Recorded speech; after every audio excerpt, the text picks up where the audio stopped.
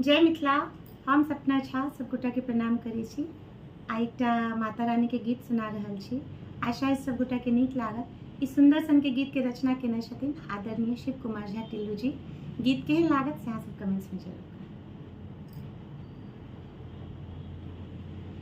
लाले चौखट लाल ओसरिया, लाले रंगल दुवरिया, लाल लाल भवानी, लाल लाल भवानी।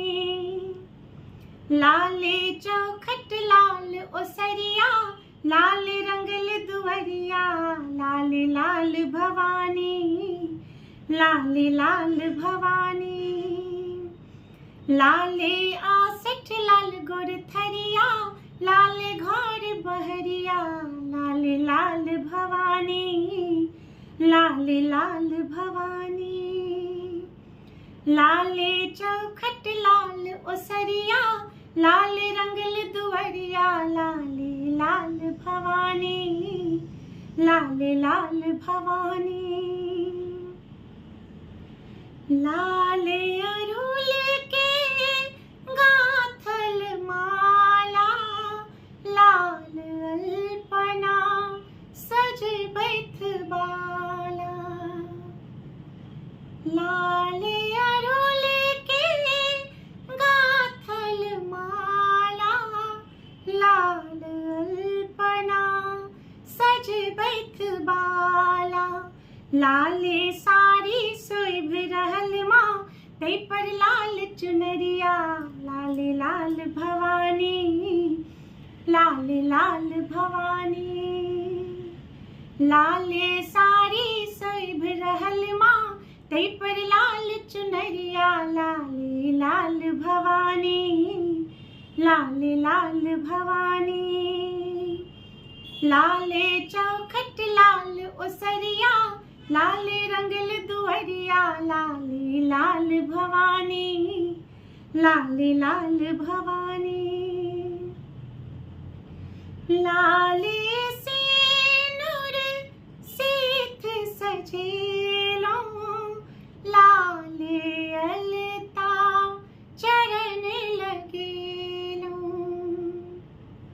लाले सिंदूर सीथ सजेलो, लाले अलता चरण लगेलो। लाल पहिर का भोग लगाबत, आके कुमार दुलरिया, लाल लाल भवानी, लाल लाल भवानी।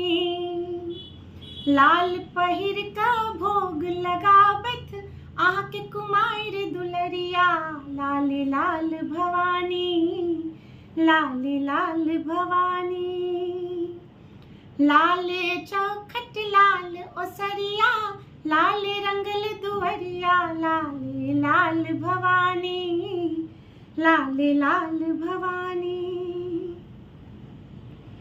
लाले चानन सब हक भाले, लाले ललनी ललना लाले। लाले चानन सब हक भाले, लाले ललनी ललना लाले। लाल वस्त्र में हाथ जोड़ कर, लाल वस्त्र में हाथ जोड़ कर, शिव छित ठार बहरिया, लाल लाल भवानी, लाल लाल भवानी। लाल वस्त्र में हाथ जोड़ कर, शिव छित ठार बहरिया, लाल लाल भवानी, लाल लाल भवानी। लाले चौखट लाल ओसरिया, लाल रंगल दुवरिया, लाल लाल भवानी, लाल लाल भवानी। लाले आसठ लाल गोर थरिया, लाल घर बहरिया, लाल लाल भवानी, लाल लाल भवानी।